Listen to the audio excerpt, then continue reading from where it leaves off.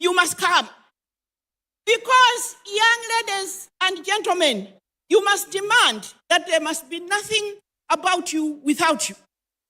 So when we are talking about 2063, I've looked at myself and I've added 20 more years. No, I'll not be here. So why should I stick to the implementation of Agenda 2063 without young people who own the program? Because they're the ones who will be here 2063. True or false? Distinguished ladies and gentlemen, we are told that this continent of Africa has 30% of our natural resources on the continent. And sometimes I argue, I say it's not true. We must have more.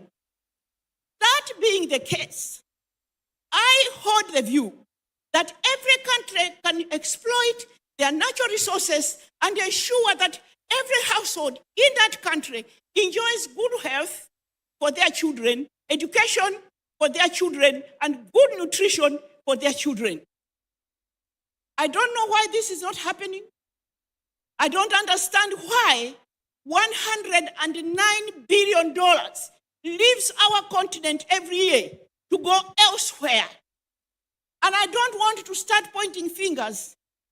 I'm just saying, being interviewed by some international broadcasting station 2 weeks ago, after COP28, I was asked, but all African leaders are corrupt. I said, do you want us to discuss the Mbeki report? Because the Mbeki report says 109 billion leaves our continent every year. And those are not African leaders who are sending it out. And when it leaves Africa, it is not going back to Africa. So it is a global problem that we all must resolve. But at the end of the day, here and now, we must begin to work and do something about our situation. Distinguished ladies and gentlemen, I wanted to give examples of those countries that are paying attention to the needs of the young people, because they've been raising their voices for too long.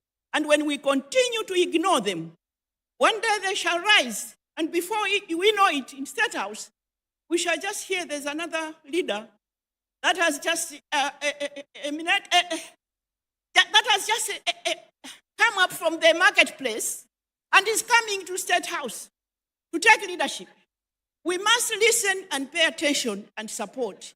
Tanzania, distinguished ladies and gentlemen, has started a unique program where young people are given land and money to start agricultural, agribusiness, and grow crops that have export potential.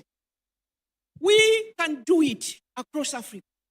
And no wonder a country like Tanzania has now been declared a middle-income nation. So Africa should all be marching towards that destination. We must all aim high for our people. Distinguished ladies and gentlemen, as I go to the end, I would like to ask that this is a